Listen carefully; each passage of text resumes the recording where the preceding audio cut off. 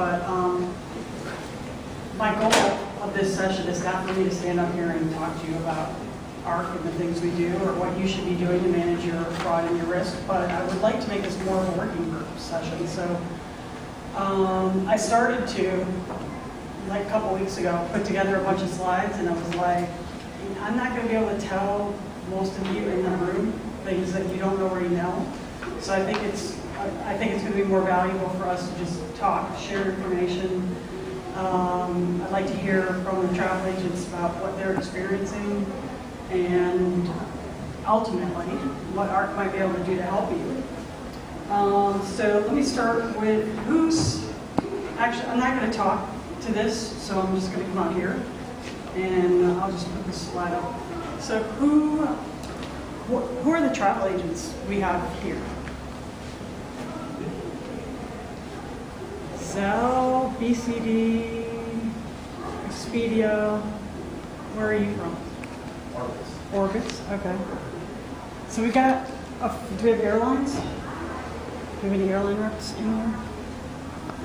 So other third parties that help travel agents? Would be you guys, potentially. What company are you? We are ARC&acirc. We are a reconciliation payment platform. Okay. Previously, I was president of thisbigheart.com. Okay. The biggest one in travel in the South region. Okay.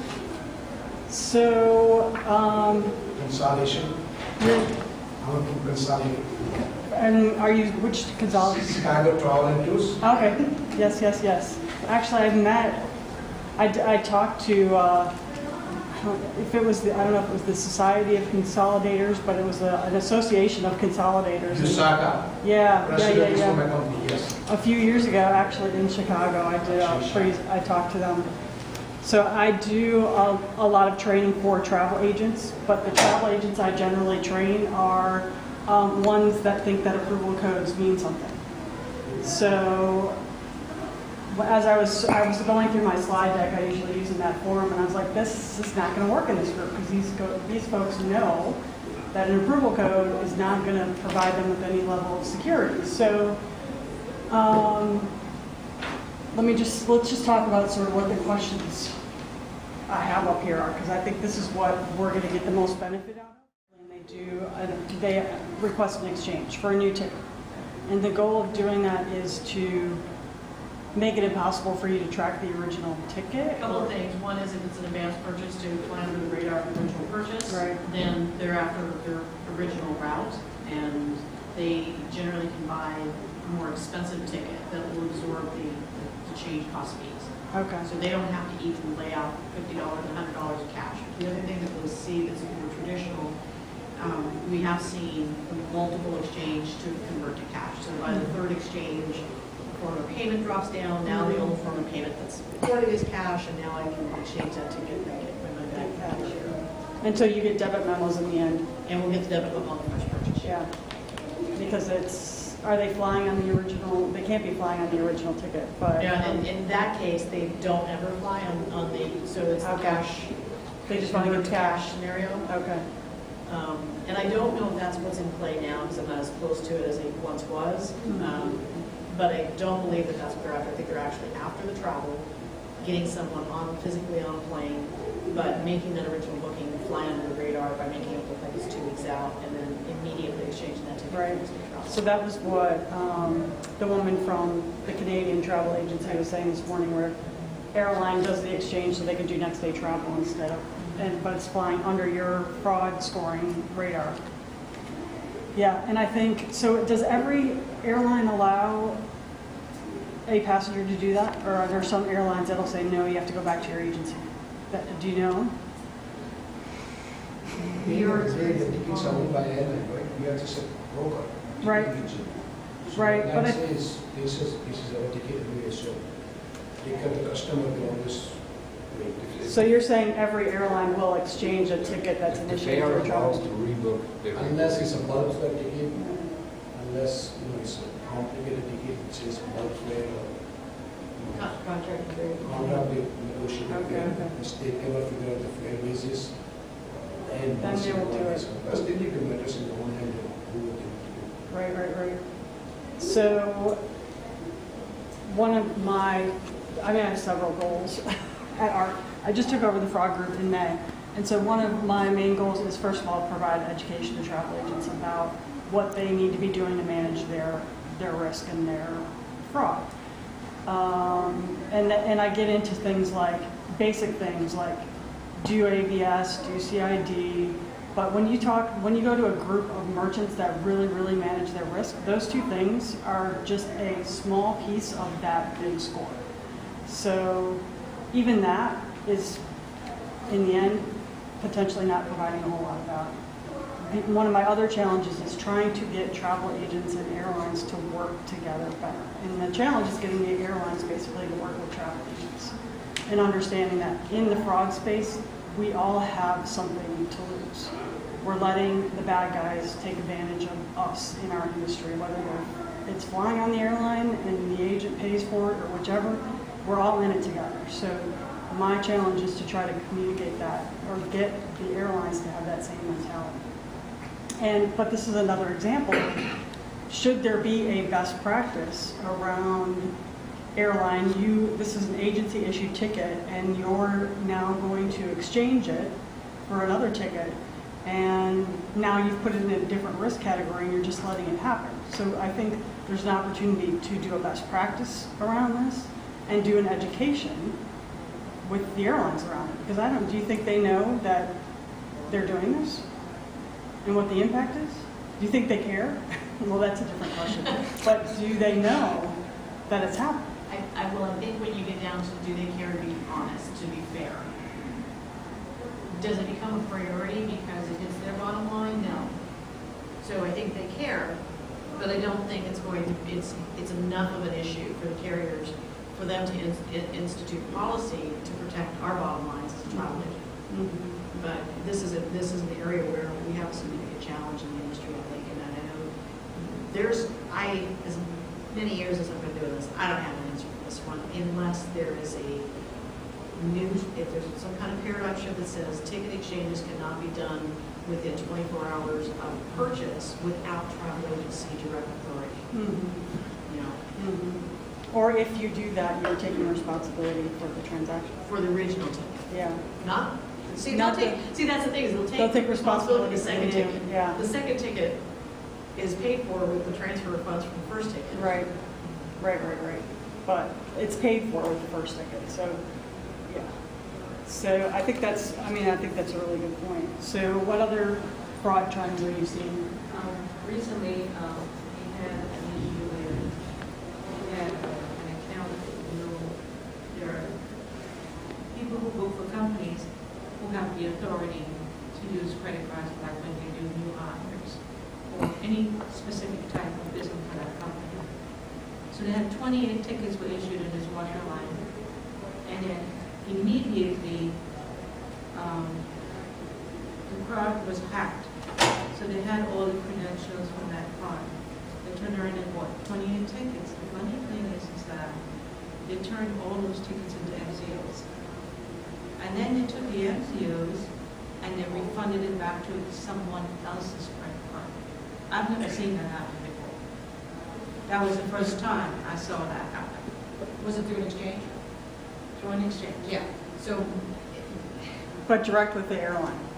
And then directly with the airline. Yeah. They stole the credit card number, they called the airline. that's easier than getting the cash, actually. Correct. I never thought about that. Yeah. It's a lot. And then they issued the tickets, they turned around and they went and they had them refunded to an MCU. They took the MCU and refunded it to a credit card company, to another credit card. I may have been mistaken. Because an MCO is a miscellaneous charge or it's like a check. Yeah. I don't know. I don't think ARC would allow you to do that. In our system. Not a travel agent. In our system, we make you. But if you do it in a carrier, Yeah. you don't have the agencies that are involved in that. But what's frustrating about that is any credit card company will tell you the refund has to go back to the original form of payment.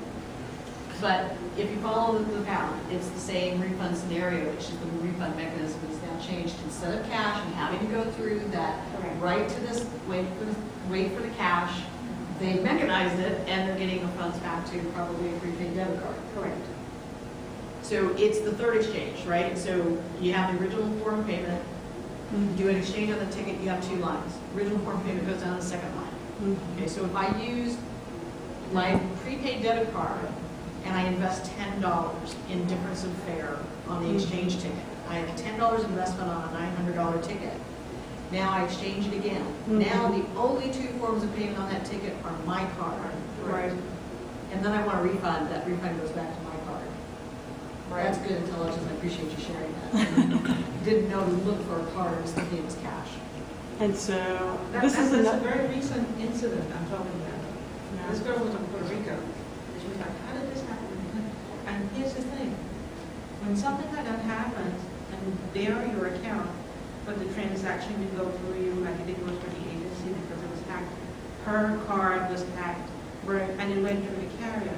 So now the carrier will only provide information to the credit card company, and the credit card company will only provide information to the card holder.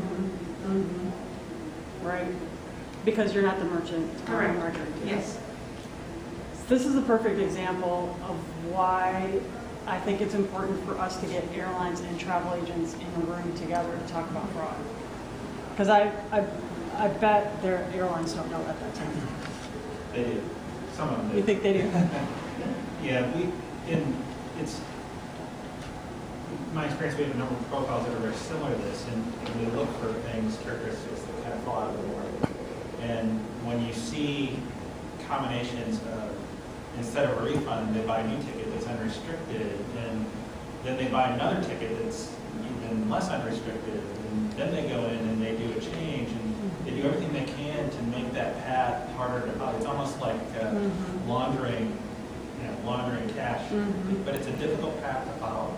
But if you have a robust system, and I'm going to go back again, if you guys heard me talk about geeks and data, but that's the trick. You can identify that electronic fingerprint and analyze those weird anomalies. If you're lucky, you can find that electronic fingerprint. You can't always.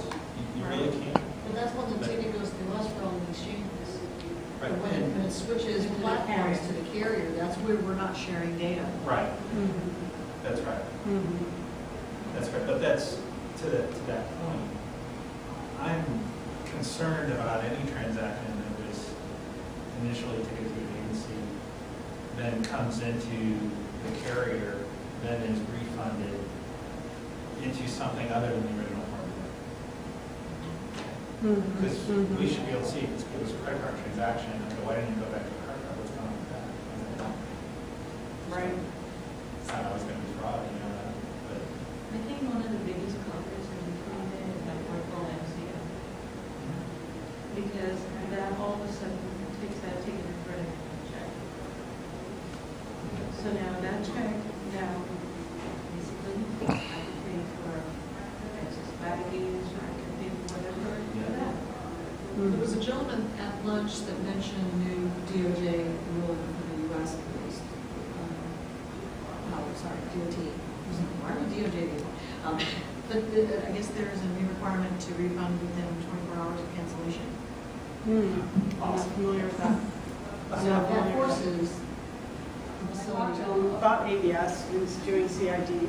I talked to them about knowing whether or not they know the customer and what the history is of the customer. Is the customer new? Do you have a long-standing relationship with them? Has their, what type of email do they have? Is it a Gmail account or a Yahoo account? Something like that. That's gonna, if it's a free service, that might be a red flag. You could validate how long it's been active, at least for some of those. If the account's been active, that email account's been active for months and years, then it's less likely to be a fraudulent email account or set up for fraudulent purposes. Has the red fraud tied to other data elements? So like an IP address or an email or phone number, account takeover. Did something just happen in the account where maybe the customer lost or gave up their credentials and the individual has logged in now under other credentials or under the credentials? But I think the biggest, I was just at the Merchant Risk Council fall meeting last week, And across the board, the biggest pain point for everyone is account takeovers, where the bad guys are coming into an account, they are making a couple small changes, they've sent out a phishing email, gained access to the account. Now they're in there buying things and having them shipped to wherever they want to have them shipped, and the customer's credit card that's on file is being billed. So I think that's probably a pain point for airlines as well. StubHub or some of those Ticketmaster, those type of entities that are similar to airlines in that their tickets, they're electronic, but they still have to show up somewhere. I think their pain's even worse than ours because they don't have to show ID to go to the Lady Gaga concert. Oh, right. But account takeover is a big thing that they're trying to get a handle on. Is the cardholder name the same as the passenger name? But we've seen where in a PNR there will be four tickets together. One of them is for the cardholder, but that ticket's never going to be used. So yeah, so there's ways around all this. There we have just last week it pops up. We have bookings within Europe, continental Europe, where are no passport controls. And they are taking the cardholder as passenger. That's the only passenger. Print out the boarding pass and go through. Okay. So that's by doing that, they're validating that the cardholder is the passenger. Yeah. That's interesting. I mean, billing information is the customer billing address and contact information. It's correct. Obviously, high-risk city pairs. Doug talked about there's certain city pairs that we take a look at that we know are high risk. You talked this morning about time to departure, and we still are seeing that a lot of the fraud is booked hours before, but we have the situation you described and that we've talked about here where the customer purchased their ticket through the travel agent for a month out, and now they're going to exchange it at the airport tomorrow. So, that's not 100. None of these are 100%, but you have to put them all together to come up to evaluate the I risk. think it's really difficult to expect from the travel agent to check all these parameters before Right. it comes appear on. Right. But if Yeah, it's you something also like have to think about Expedia, process flow, like the time it's going to spend on Yeah. a simple booking. yeah, That's why we have automation. right. Automatically. Well, it has to be automated. Yeah, having them do all this manually is not realistic. And there's still 14,000 travel agents in the U.S., so a lot of them aren't automated. And so that's why we publish the red flags list, because at least some of them will give it to all their res agents and say, they'll have it sitting at their desk and they'll be like, oh, this passenger's flying to Accra, Ghana. That's kind of a weird place I'm in Omaha, why are they calling? You know what I mean? So Common sense. Yeah, common sense is kind of key, and I call it the how stupid is that philosophy, But I don't know, I grew up in Wisconsin, so I know about people who are more naive and trusting, and that's what they're looking for. What else? Additional data, and so I guess what I hear a lot when I go to conferences is about how to make sure you're not pushing away your good customers and looking at your fraud tool as a way to validate your good customers quickly. And we talk a lot about what are your manual review rates. So I don't know if you all have automated systems in place, but a manual review rate, there's best practices around it. I don't want to say what it is. I talked to a guy last week who was in online gaming, and he had one guy that was really good at stopping the fraud. And so they're like, this guy's great at stopping fraud, but he was stopping like 10% of the transactions. And it's like, well, how many good ones is he stopping as well? So there's got to be that balance, and you've got to look at your fraud tool as a way to bring good customers in, as opposed to just stopping the bad guys. And some of the more sophisticated fraud tools are using, like StubHub's a great example, is they are monitoring very closely what a fraud behavior is. Is it a bot? Do they make a click every 2 seconds on my site? Or is it is it more like a real customer behavior? And the fraudsters are getting good at making their bots look like real customers, but that's one of the things they're using to sort of keep track of their fraudsters or identify fraud. Let's see here. So, I guess the other thing I hear about is individuals getting hit with fraud because the platform that they got hit on didn't have their fraud tool in place. So maybe it's their call center. The calls are coming in and they are not checking, all of the things that I have listed up there. Where they are using that tool online. Or maybe they have a new partnership in place and the marketing folks got all excited, we've got this new partnership, we're going to get all this new content or all these new customers directed our way, but they don't have the tool in place in that channel to manage the fraud, and all of a sudden they've just opened a big hole for fraud to come in. That's probably in the last year, one of the biggest challenges for some of the large travel agents is the fraud. They built this infrastructure to support their business growth, but they didn't put their fraud tool on it. So it became a big hole. And the other challenge is because by the time they get the chargebacks, it's been 3 months, and they're like, oh wow, look at all this fraud. It's been 3 months. It's been going on for 3 months. Now they're millions of dollars in the hole because they didn't know that the fraud was even happening.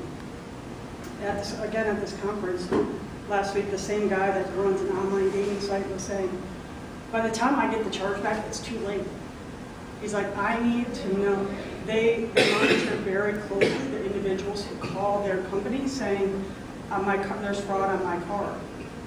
And so they take those calls from individuals claiming fraud, and they use that to identify their fraud quicker than if they were just looking at their chargebacks. And so knowing right off the bat, looking at your chargebacks to manage your fraud is too far out. For a travel agency who it's going through an airline who may contact them, a month or 2 months or 3 months after they get the chargeback, the fraud just continues without the travel agent having an opportunity to close the hole. So this is another sort of mantra of mine with the airlines, and there's some that do it really well, but others that just hold on to it. So I don't want to go on and on. What else are you all seeing? We see a lot of things around social engineering, where the bad guys call, they get a relationship with an agent within an agency, they buy a ticket, and then a couple days later, they buy the first ticket they never intend to use. A couple days later, they call and they buy that ticket from New York to Ghana. And they're like, hey, you did such a good job with me a couple days ago, really appreciate your help. I love working with you. Can you now book me this other ticket from New York to Ghana? And they're like, hey, yeah, sure. But For a family of 6. What was that? For a family of 6. For a family of 6, exactly. Hey, Jennifer. Hey, how are you? I think that one of the things that we're seeing is that the airlines are now moving into more issue-based information through DCAS and through us, carbon commerce, and some other solutions that provide hard data on real-time transactions. And what they'll do is if they see that you're on United and it's a Chase card, and Chase says, hey, this is a high-risk transaction, we want to enter their credentials, their banking credentials or their secure credentials, then they'll just switch over and they'll go on to Expedia, take that same card, and they're liable to accept it without any credentials. So I think there's an opening there that they're kind of exploiting that needs to be thought. You mean as far as 3D secure use specifically? Is that what you're 3D thinking? secure or even the risk-based. Because most of the transactions today don't need to be authenticated to receive the liability. So it's just a matter of allowing the OTAs to be able to get those credentials for the airlines. It's a package, it's really easy. Right. They're going to be able to challenge that customer, but there's no way to get that $2,000 ECI value from this card over to an airline. Right. Yeah. Anything to add? Anyone have anything to add to that? Jennifer, in terms of things you would be doing as an industry group, I think you've done some work, I think we've talked about a couple of items, but is it your thought to bring a working group together of airlines, OTAs, Visa, can't speak to the brands, just to kind of, if anything else, socialize and come up with something more holistic. Because when I look at this, and I think the big OTAs, no doubt, really are focused on this, but you're talking a very disparate audience. Fraud will find the weakest link in the system. So, is it is there a holistic kind of working group you're looking at, GDSs as well? Because I think the GDSs, at the end of the day, they're the point of sale providers. So today, ARC has a agent working group, we have a carrier working group, and a GDS working group, all each focused on fraud. So within the fraud team, we have these 3 groups, and our goal is to, and I think what we need to do is get all 3 of these groups together to start talking, because they each have their pain points, but there's a lot of crossover and a lot of similarities. I think it's going to be important. I mean, today 3D Secure isn't supported in the GDS travel agency ARC distribution. I look at it like the chicken and egg thing, and I don't have any agents that are using it for airline tickets, and so I haven't actually talked to an agent who's intending to use it for airline tickets. So we haven't done the infrastructure changes that are necessary to support it all the way through the system. But if we had this working group together, we may say, this is something that we need to do. It is the future of online security. We need to put this in place. That's just an example of how all 3 of those entities could work together. But yeah, I think it's going to be important for the fraud team going forward to get those individuals talking more. Another thing that keeps coming up is data sharing. And we have had struggles internally with our legal folks around this, and now we've got sort of a little more senior manager support saying, we really want you to push legal on this to, we're going to do this, so help us come up with a solution to make it happen, rather than just saying, no, we can't do that. So that's going to be another one of our goals going forward. Does that answer your question? Yeah, I was just, because you have those groups that are sort of extra, different groups. Yeah. That are very mature customer driven. I would just encourage that you bring in Visa and suggest other payment brands for some of those working groups, because we're things like if the industry feels 3D Secure is a technology that is necessary, we have to engage our product teams to make sure how do you make that functionally work. Right.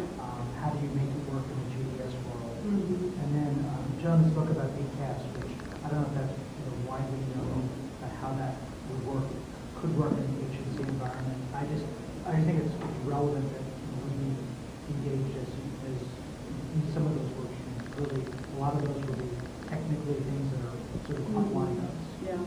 Yep. Visa has has been a great partner.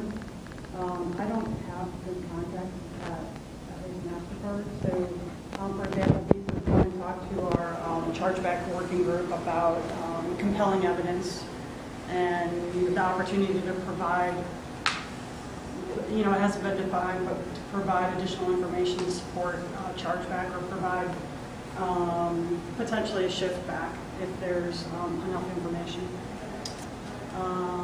But yeah, so I would intend to include Visa and hopefully the other card associations as well in those discussions.